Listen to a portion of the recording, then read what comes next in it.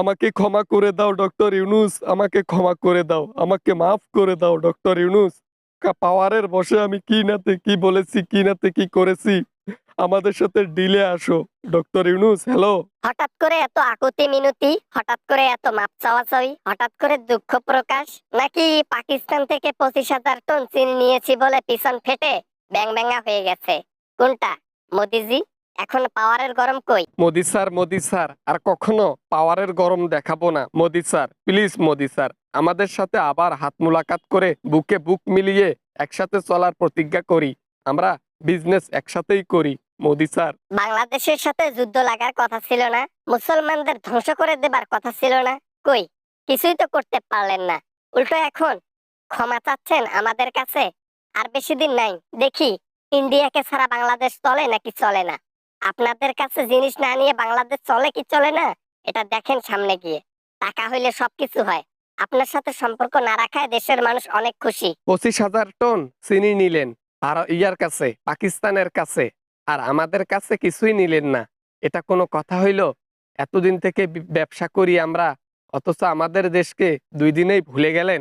বাংলাদেশের মধ্যে যে রাষ্ট্রদ্রোহী মানুষগুলো রয়েছে, তাদেরকে শাস্তি দেওয়ায় যদি আপনাদের পিছন ফাটে, মুসলমানের বিরুদ্ধে যদি কথা বলেন আপনারা, যদি মুসলমানদের টর্চার কথা ভাবেন, মুসলমানদের উপর যদি নির্যাতনের কথা ভাবেন, তাহলে আমাদের এটা ভাবা উচিত ইন্ডিয়ার সাথে সম্পর্ক না রাখা। তাইলে পুজোর সময় আমাদের ইলিশ মাছ দিয়েন, বুঝছেন? কিছু নেন বা না নেন, দরকার নেই। আপনাদের কাছে ব্যবসা না করলাম, তবে আমরা টাকা দিয়ে জিনিস নিব তো ঈদের সময় না, পুজোর সময় যেন আমরা পাই, ইলিশ।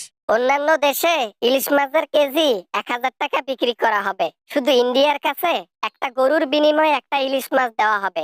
যদি দিলে রাজি থাকেন, তাহলে পুজোর সময় ইলিশ মাছ পাবেন, নহিলে কাটা পাবেন, কাটা। এটা আবার কেমন কথা? একটা গরুর দাম 1 লক্ষ টাকা, আর আপনি চাচ্ছেন একটা মাছ দিবেন আর আমরা একটা গরু দেব আপনাকে? এ দিলে আমি মোটেও রাজি হব না। একটা গরু 1 লাখ টাকা, একটা মাছের দাম 1 লক্ষ টাকা, হয় কি হয় নাকি? ইলিশ মাছ খাইতে হইলে ডিলে রাজি থাকতে হবে, নইলে ইলিশ মাছ সারা বিশ্বের মধ্যে ছড়িয়ে দিতে হবে। তাছাড়া উপায় নাই। ইন্ডিয়াকে দেখি মাছ দিয়ে আমরা অন্য কোথাও দিতে পারি কি পারি না। সারা জীবন ইন্ডিয়াকে দিয়ে এসেছি, এবার না হয় পুরো বিশ্বকে ইলিশ মাছ খাওয়াবো বাঙালির। এই অবিচারটা আমাদের সাথে করিয়েন না, বুঝছেন ইনু স্যার? আমি বলতেছি কি, অন্তত পুজোর সময় যদি একটু ইলিশ মাছ দিতেন, তাহলে হয়তোবা আমাদের পুজোটা ভালোভাবে কেটে যাইতো। জানিনি তো আপনাদের দেশে ছাড়া ইলিশ নাই।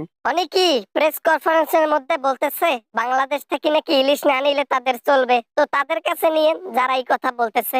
আর আমাদের কাছে ভাই নিলে, আমরা ওই যে বললাম না, একটা মাছের বিনিময়ে একটা গরু নেব। যদি দিলে রাজি থাকেন, তাহলে ডিল ডান। আর যদি না রাজি থাকেন, নেক্সট টাইম ফোন করবেন না, আপনাদের সাথে সম্পর্ক বিচ্ছিন্ন। ঠিক আছে? হ্যালো স্যার, ফোনটা রাখিয়েন না স্যার, আমি আপনার হাতে পায়ে ধরি স্যার, আমাদের প্লিজ এভাবে এভাবে ফেলে দিয়েন না স্যার। আমরা আমরা যা কিছু হয়েছে তার জন্য ভুল স্বীকার করতেছি। সবকিছু এই হিন্দুদের দোষ। আপনাদের ইসকন এই বাংলাদেশের মধ্যে ঢোকার পর ইসকনই ষড়যন্ত্র করেছে, তাদেরকে আপনারা ধরে শাস্তি দেন। আমাদের সাথে এই অবিচার করিয়েন না স্যার। রাতের মধ্যে মনে হয় ঘুম হয় নাই না? নানান চিন্তা জ্বালায় যে বাংলাদেশের সাথে যুদ্ধ আদৌ করতে পারবো নাকি করতে পারবো না। আহারে, অনেক দিক বিবেচনা করে তারপর হয়তো ভেবেচিন্তে এটাই পেয়েছে, বাংলাদেশের সাথে লাগা উচিত হবে না। আশা করি ভিডিওটা অনেক ভালো লেগেছে and অনেক এনজয় করেছেন। যদি ভিডিওটা ভালো লাগে তাহলে প্লিজ ভিডিওটাতে একটি লাইক করবেন। আর কিছু বলতে চাইলে নিচে কমেন্ট বক্সে কমেন্ট করতে পারেন। আর ভিডিও দেখেন, শেয়ার করেন না, অবশ্যই শেয়ার করবেন। বন্ধু-বান্ধবদের দেখার সুযোগ করে দিবেন।